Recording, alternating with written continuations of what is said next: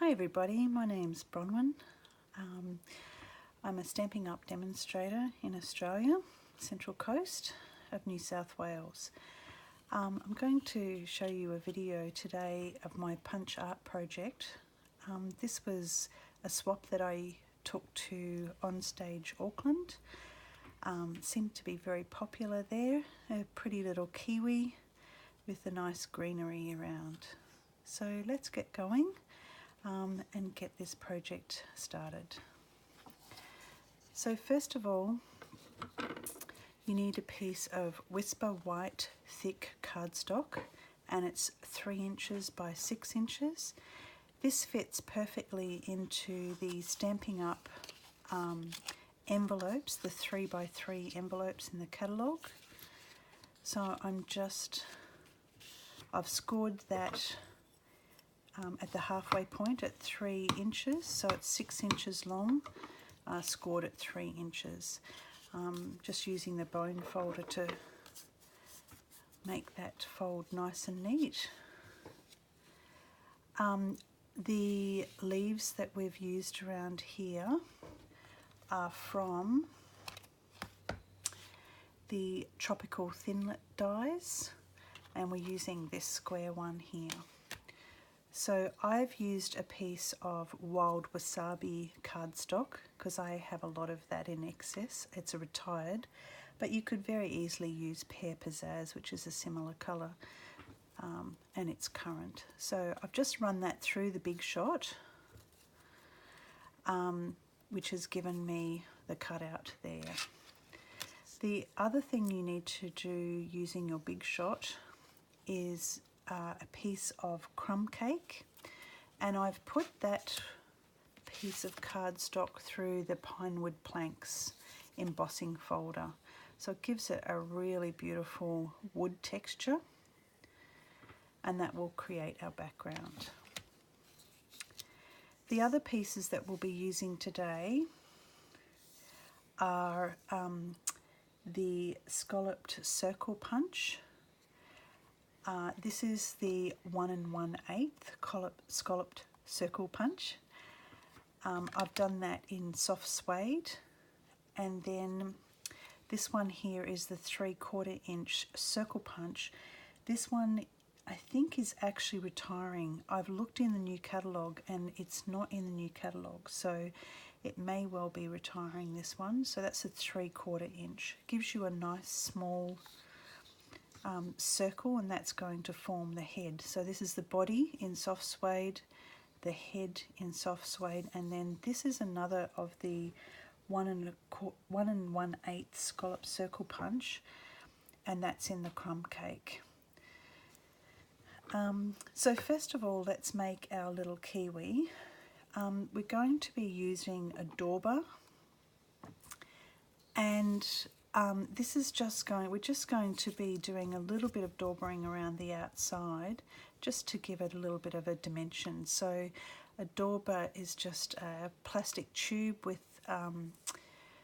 the foam on the end of it, and you just dab it into your ink pad and just flick it around the edges, and it just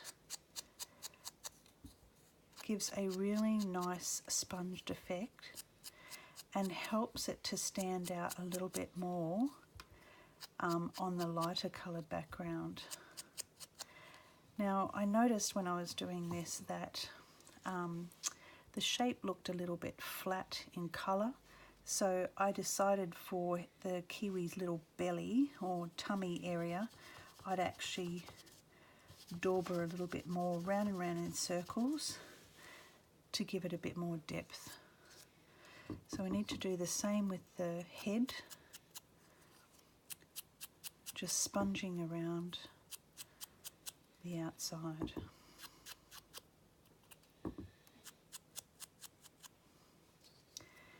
There we go.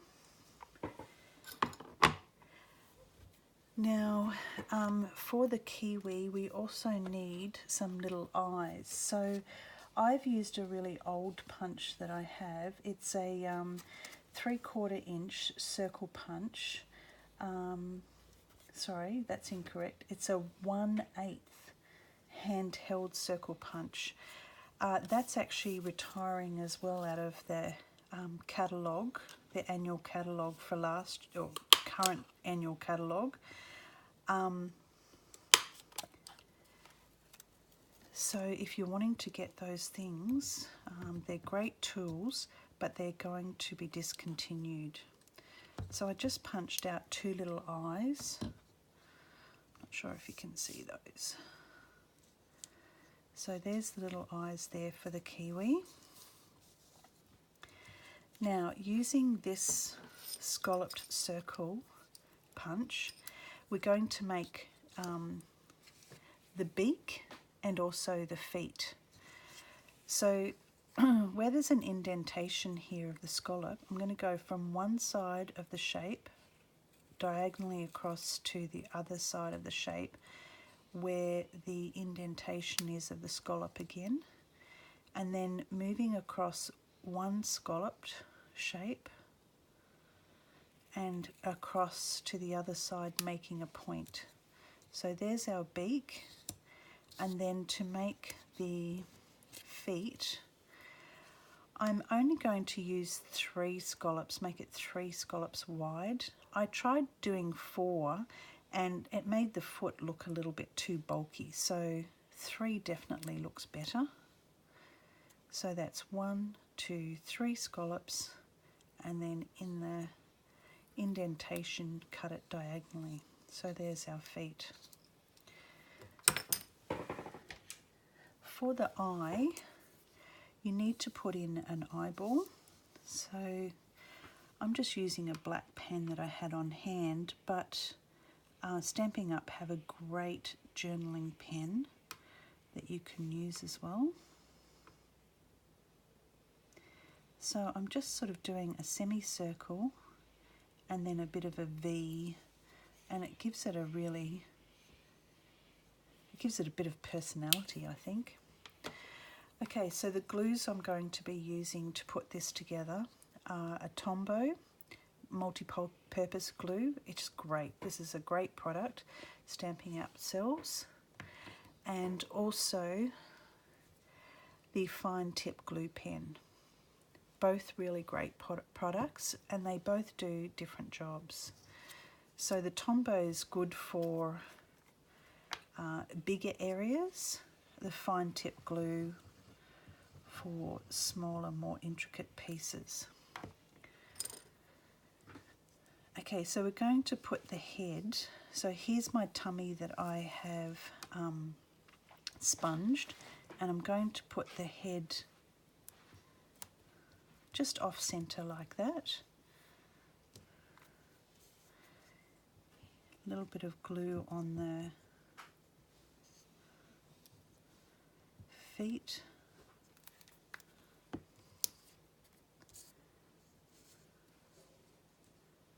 And there's 1, 2 little feet. And then because the beak is quite narrow, the fine tip glue pen is going to be a better product to use for that, be more accurate. Just a little bit of glue, not too much glue. You can, when you're doing punch art, you can get yourself into quite a bit of mess.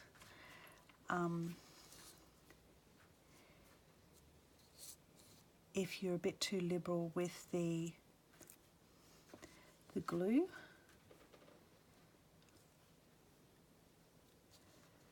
So there's his little beak. Now I'm going to use another product, which this is the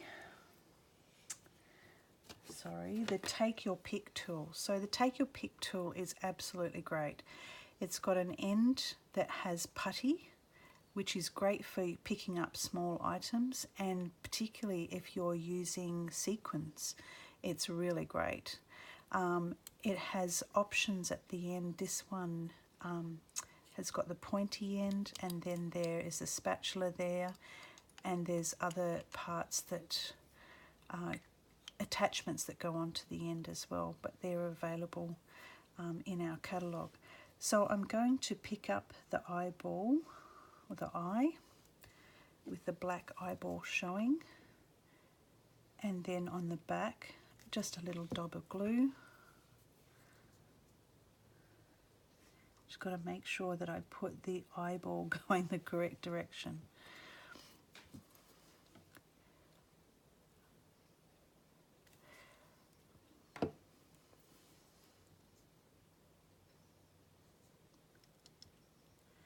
And there he is there. He's really cute, and that gives him a little bit of personality. Okay, the next part is on the crumb cake. We need to do some sponging. So as you can see around the edge here, there's like a dark green sponge behind the background, behind the leaves or greenery. So we're going to use shaded spruce, and I'll just get that ready. Sorry, I'll move those things out of the way, otherwise I'm going to get myself in a bit of a mess.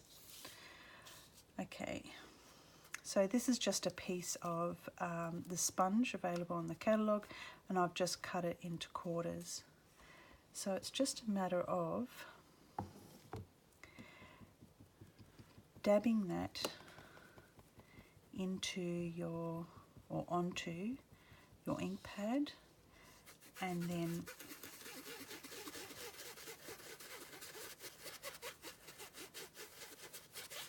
sponging around the edge. Now I'm using a sponge this time, but previously I've used a dauber, and I found the dauber, the foam end of the dauber going over the edge of my piece here of cardstock.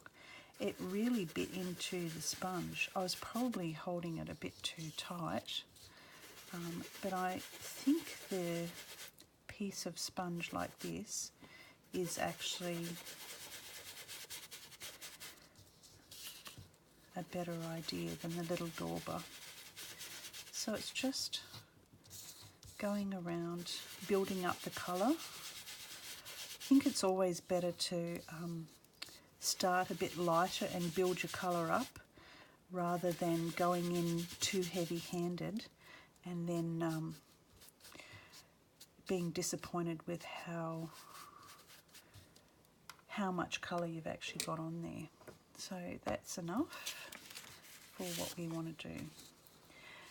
Now with this, the tropical thinlit die, we're actually going to cut that. So we want to take the frame away from the outside. So I'm using the greenery as a guide to where to trim that.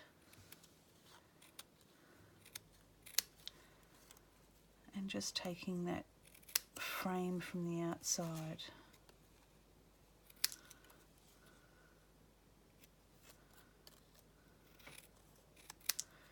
There we go. Now we want to take one of those leaves off, and we're going to pop that up on dimensionals, which are little foam squares, and that's what the kiwi actually hides behind. So he's ducking behind the greenery. So a bit of Tombow on the back of this greenery to stick it onto our crumb cake background. I always like to make sure that I'm covering most of the area with glue, trying to be careful not to go over the edges too much. So that part just goes down the end here. This branch will go in the top right. Just make sure that I've got that, I've twisted that, so I need to flip it.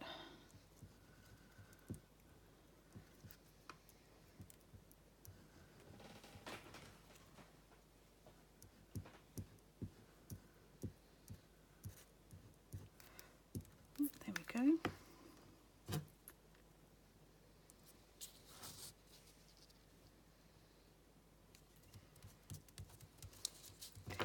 and this piece here is what we're going to put the dimensionals on. So we'll use a small mini dimensional and pop that down towards the edge of the leaf there, and we'll use a larger dimensional towards the back of the leaf. Okay, so we can glue this background onto our white cardstock.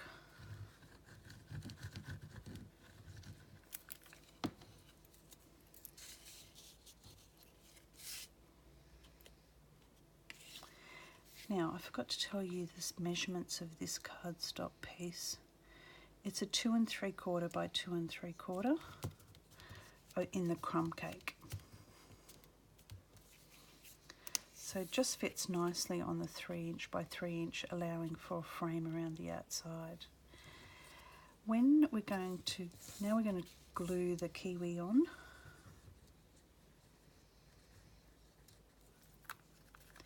And I just want to be careful where I actually put him, because I want him to be peeking out from behind this flower. So I've just sat that on there. It's not sticky yet, but I want him to be peeking underneath there.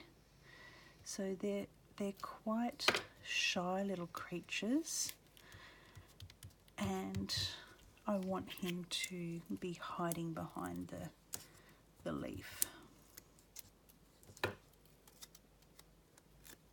Whoops. And voila, there we have our little kiwi. So I hope you enjoyed watching today. Please leave a comment or like the video that I've produced today. The next one that I'll be doing is another little swap that I did, and it has 3 little sheep on it. I thought it was very appropriate for New Zealand to have a kiwi and to have sheep. Also, when I was making this little card, it was at the time where the tragedy happened in Christchurch, and I wanted to put something inside, a sentiment inside that reflected how I was feeling at the time. So I used the Celebration Lasting Lily set, and in there it has a sentiment that says, "Our thoughts are with you." So when I did these stamps for these cards for swaps in New Zealand, that's what I popped in the as the sentiment in the middle. Also, one thing that I really do like doing, and that is I always try and put a stamp on the back to indicate what products have been used. Sometimes I use a stamp that has my name on it, but this time I'm just going to use a Stampin Up stamp. Hopefully I've got that centered. And there we go. Just wherever the cards go, then it shows what products have been used. Okay, great. Thanks for watching. Bye.